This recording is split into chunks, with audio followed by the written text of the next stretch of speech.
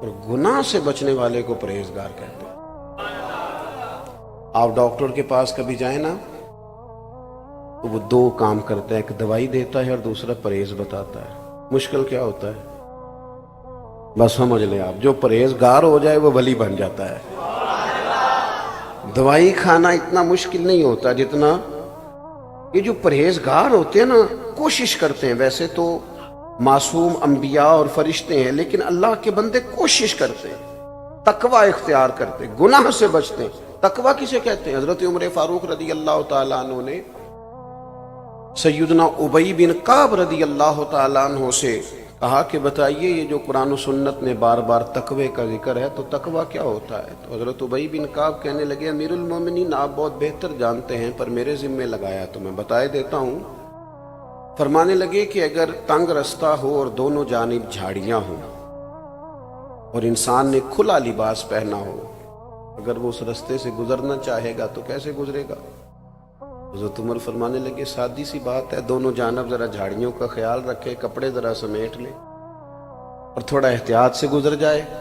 حضرت ابی بن کعب کہنے لگے بس یہی مجھے بھی سمجھ آئی ہے، دنیا میں دونوں جانب گناہوں کی جھاڑیاں ہیں، جو ذرا اپنے آپ کو سمیٹ کے گزر جائے اسے متقی اور پرہیزگار کہا جاتا ہے۔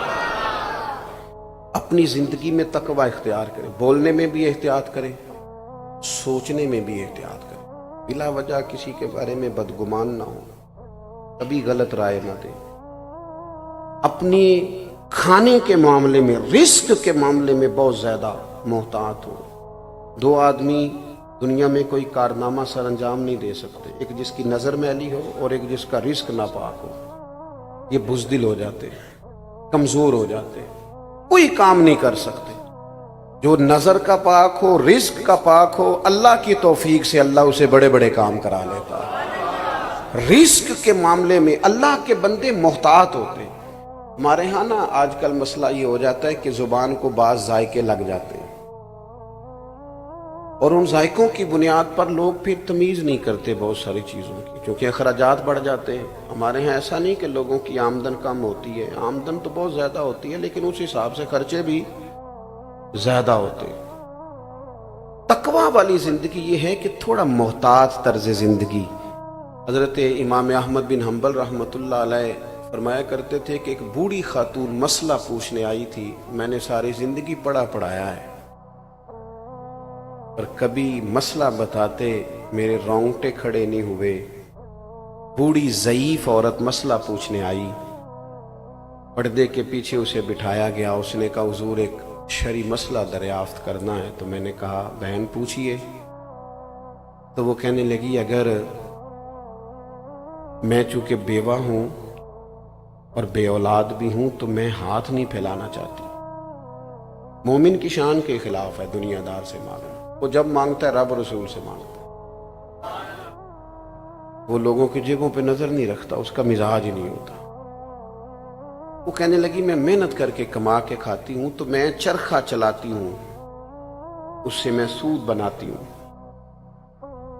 کئی دفعہ یوں ہوتا ہے کہ دن میں بہت زیادہ کام نہیں ہو پاتا، شام ہو جاتی ہے تو میں چاہتی ہوں کچھ رات کو بھی کام کر لوں، سمجھے اوور ٹائم بھی لگ جائے، تو میں چھت پہ چرخہ رکھ لیتی ہوں، 14ویں رات کا چاند چمکتا ہے تو روشنی ہوتی ہے تو کام ہو جاتا ہے۔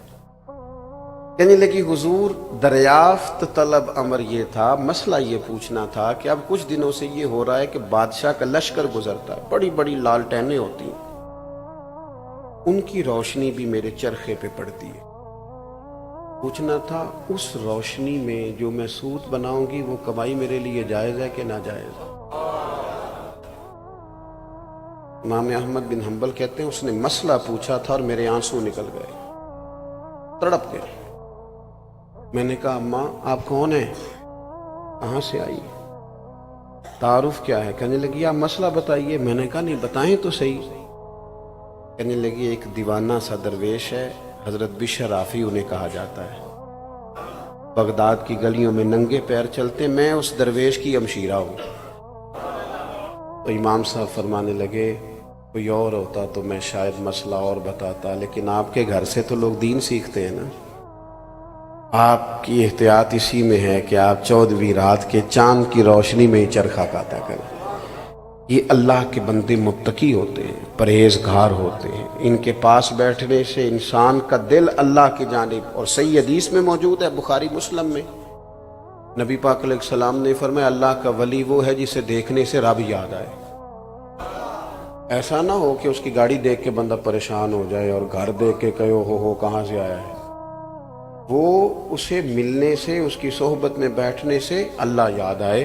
تو میں نے 2 باتیں آپ کے سامنے رکھی، ایک تو ایمان کی پختگی، اولیاء اللہ کی علامت، دوسرا تقوی کا نور۔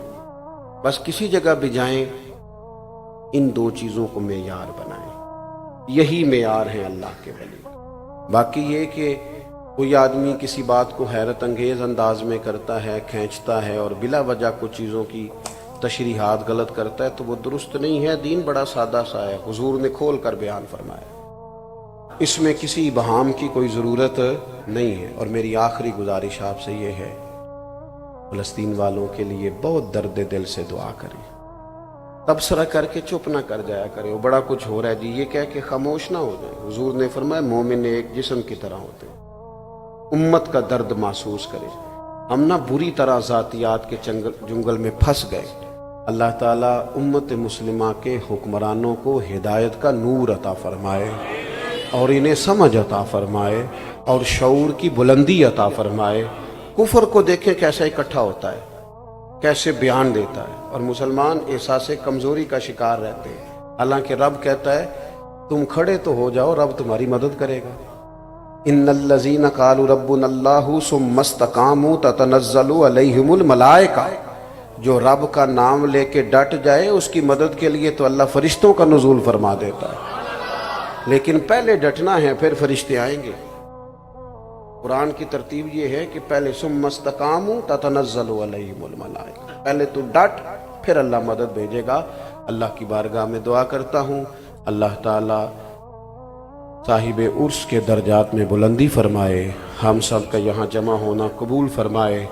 آپ کی محفل ابھی جاری ہے، ہم کوئی شخصیات کے قائل نہیں ہیں کہ ایک بندہ آیا ہے اور ایک چند لوگ تو آتے جاتے رہتے ہیں۔ یہ محفلیں تو اللہ رسول کے نام کی ہیں نا، اس لیے آپ کو اطمینان سے بیٹھنا چاہیے، اور میرے سے ملاقات کے ہاتھ ملا کے آپ محبت سے ملیں مسلمان جان کے تو ثواب تو ہوگا، لیکن اگر آپ سمجھیں کہ کوئی بڑا آدمی ہے تو میں آپ سب سے گناہگار آدمی، کوئی فائدہ نہیں آپ کو۔ اگر کوئی بات آپ مان لیں گے میری تو اس میں فائدہ ہے۔ اس لیے محفل کا حسن نہیں خراب ہونا چاہیے، نہ کسی کے آنے سے اور نہ کسی کے، آپ کو محبت سے، اطمینان سے اور ادب جو ہے محفل کا اس کے پیش نظر تشریف رکھنی چاہیے۔ اللہ تعالیٰ توفیق عطا کرے۔ وما علینا الا البلاغ۔